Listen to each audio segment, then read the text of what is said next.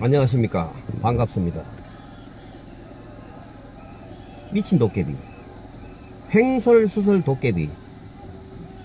오늘은 저 노스코리아 김정은 과학 관련돼서 입이 건질건질해서 한마디 하겠습니다. 이자가 아주 웃기는 자예요 이게. 응? 그 자기 뭐 부인은 이쁘대 솔직히. 그 뭐 아가 뭐 둘인지 셋인지 그건 잘못 뭐 극비사항이니 뭐니 해가지고 알 수는 없는 거고, 어쨌든 부인은 내가 봐도 미인이 맞아.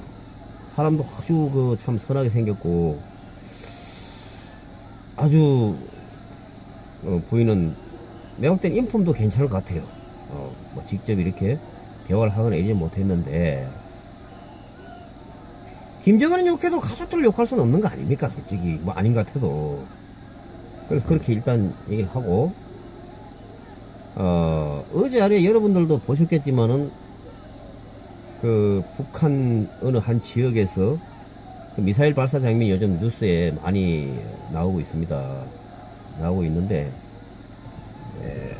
아이고 테레비가 왜 이렇게 시끄럽나. 그 탱크 궤도 차량, 바퀴형이 아니고 궤도 차량, 탱크 무한 궤도처럼 이렇게 생긴 데다가 그 뭐 위에는 장갑차 비슷한 이런 곳에다가 희한하게 이렇게 동그랗게 이렇게 생긴 그 원통형 관을 하나 이렇게 턱 달고 그 미사일 발사하는 장면이 나왔죠. 여러분 보셨죠? 근데 이 미사일 발사가 이게 우리가 아주 대단히 경계하고 위험성을 빨리 느껴야 되는 게, 이 미사일은 자다가도 우리 머리에 떨어질 수도 있고 직장에 근무하는데 떨어질 수도 있고, 거기에 핵을 탑재하면은 2500만 수도권이 사는 서울은 그야말로 뭐 경기 수도권은 절단 납니다. 과학자들의 얘기에 의하면은 사실상 수도권은 피폐화되고 그야말로 사람이 살 수 없는 곳이 됩니다. 사람이 죽는 애 사는 게 둘째 문제고, 사람이 살 수가 없어요. 당연히 수출은 안 될 것이고 외국인들은 다 떠날 것이고, 그 국가의 생존이 뭐 위태하다 이렇게 되는데, 문제는 김정은 이자가 대단히 수상하다, 안정되지 못하다, 체제가 불안하다. 여기에 우리가 관심을 가져야 된다고 생각합니다. 우리 서구 국가들이 이 시스템에 의해서 통치가 되기 때문에 아니할 말로 박근혜 대통령이 탄핵이 되시거나 안 되시거나 지금 나름대로 안정되게 운영이 되고 있죠. 차기차기 이렇게 내려가면서 황교안 대행이 지금 하고 계신데, 그럼 또 황교안 대행이 또 뭐 문제가 생기면 그 밑에 유해료 장관이 하시고, 또 그 밑에 뭐 수도 없어요. 뭐 30명이 잘못돼도 뭐 어쨌든 시스템적으로는 굴러가게 돼 있습니다. 일단 뭐 원활하지는 못할지라도 그렇게 나중에는 뭐 저쪽 시골 면장이 뭐 나라를 이끌어갈 수도 있고 뭐 그런 체제로 돼 있으니까 어느 정도 안정이 있어요. 근데 북한은 여러분들 아시겠지만 그 일당 독재 나라 아닙니까? 일당 독재 거의 신격화가 됐죠. 그 의도했든 안 했든 북한에서는 우리가 볼 때 수십 년, 거의 100년 가까이, 70년 가까이 세뇌가 됐기 때문에 거기 살고 있는 국민들도 사실은 김씨 일가를 신으로 떠받들고 있습니다. 사실은 유튜브에서 가끔 북한 방송 이런 거 나오는 거 보면은 뭐 눈물을 흘리고 뭐 난리가 나고 뭐 손뼉 치고 치뛰고 내뛰고 하는데, 그것이 보여주고 위한 것이 아니라 사실 북한 국민들 대부분이 그렇게 돼 있어요. 불행하게도. 근데 제가 오늘 얘기하고 싶은 거는, 북한의 이 미사일이 우리한테 쓸마 쏘겠느냐, 핵을 쏘겠느냐. 북한은 우리한테 안 쏘고 미국이나 일본에 쏠 것이다. 그 누가 보장하냐고, 누가. 아니야말로 김정은이가 술이 취해가지고 시중에 이전에 그런 뉴스 나오지 않습니까? 장군들 보고 무릎 꿇어 엎드려 뭐 이래 했는데 아침에 까맣게 모르니까 장군들이 아연 실색을 했다고. 이렇게 심신이 안정되지 못한 자가 통치한 나라가 북한이에요. 북한, 노스코리아. 그 나라는 또 백도 좋죠. 차이나 시진핑 때리는 신용만 하고, 푸틴이 소련, 러시아구나.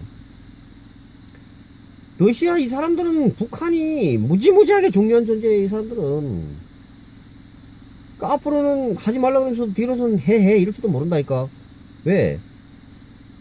자기들한테 뻔찌를 날릴 일이 없는데 동네 건달이 하나 있는데 저 앞동네 애들하고 싸우고 이 뒷동네 좀 더 힘이 센 형들한테는 안 되더러. 말리 청구하는 거요. 말리 생각도 별로 없고 사실은. 조금 몇 개 가진들 뭐 지들한테는 큰 피해가 안 된다 이렇게 생각한다니까. 결국 주문하는 거는 사우스 코리아. 우리에요, 우리.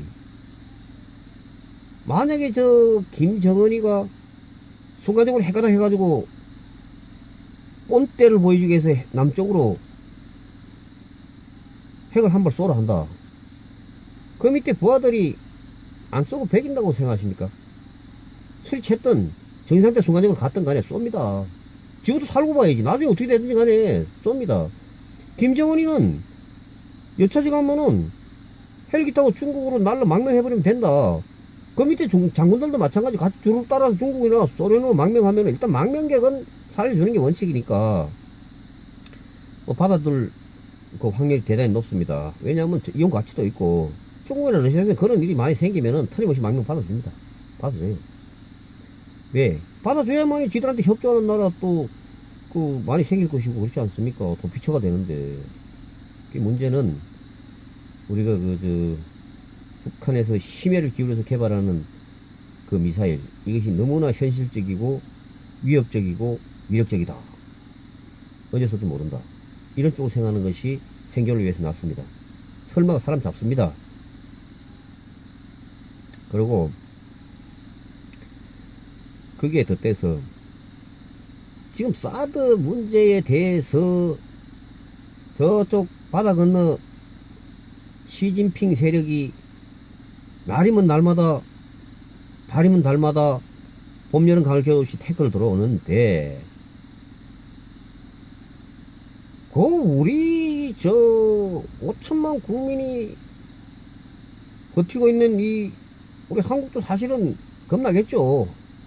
거기다가 군사력도 세계 10위권 안에 들지. 이러니까 물론 뭐 중국도 한국이 겁이 납니다. 솔직한 얘기로. 아닌 척 아니면 겁나요. 우리 대한민국 국민이나 대한민국 군이 사실 우리 생활에서 그렇게 약하지 않습니다. 중국이나 일본이나 미국이 고래라면은 우리는 상어 정도는 돼요. 상어 그렇게 쉽게 고래한테 안 잡힙니다. 서로 필요해요. 그 결론부터 말하자면은 김정은이는 이 콜드런치 그야말로 탐지할 수 없는 수단으로 지금 발사 거의 성공했습니다.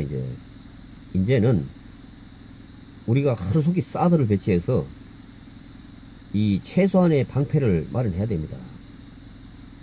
북한의 지금 매스컴에 나오는 이 미사일은 언제 어디서든 순식간에 빠바바 할 수 있기 때문에 막을 방법이 없어요. 뭐로 막느냐?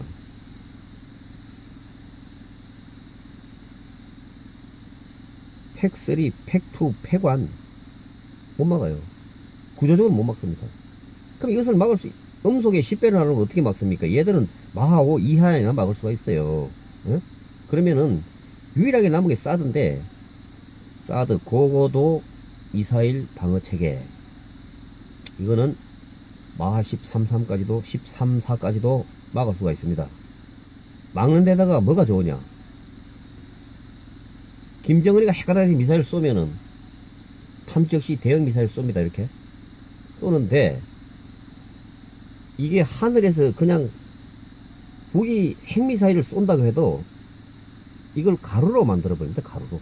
아니 녹이는 거예요. 그리고 지상 100km에서 만약에 적의 미사일을 사드가 요격한다면 가루로 만들어버리기 때문에 설사 폭발을 한다고 해도 지상에는 거의 피해가 없습니다. 방사능이 5km, 6km 들어가는 그 플루토늄 연료로서 그게 그 우주 대기권에 흩어져 봐야 지상에 미치는 영향은 미미하고, 또 둘째는 이 사드 미사일은 대단히 유용한 무기다, 이런 생각을 해야 됩니다. 그리고 북에서 만약에 그런 일이 없다고 보지만, 만약에 있을 시 핵을 탑재한 현재 개량이 끝난 그 미사일로 쏜다면 사드로 때려서 녹여버리면은 큰 문제도 안 될 뿐더러, 그 우주공간이죠, 100km 이상은. 근데 이게 맞히기만 하면 터지지 않습니다. 이게 터지지 않아요. 우리 보통 핵미사일을 쏘아서, 대항미사일을 쏘아서 하늘에 요격을 하면은 하늘에 터지면 어떡하나 이러는데 안 터집니다. 그 타이머 비슷한 게 장착이 돼가지고 어느 위치에 어느 고도에 딱 도달했을 때 터지게 그렇게 세팅이 되어 있기 때문에 그렇게 맞춘다고 터지지 않아요. 그 걱정 안 하셔도 됩니다. 그러니까 사드는 반드시 속히 정확하게 대량으로 설치해야 된다. 그것만이 우리의 살 길이며 미래가 보장된다. 설마가 사람 잡습니다, 여러분. 여기까지.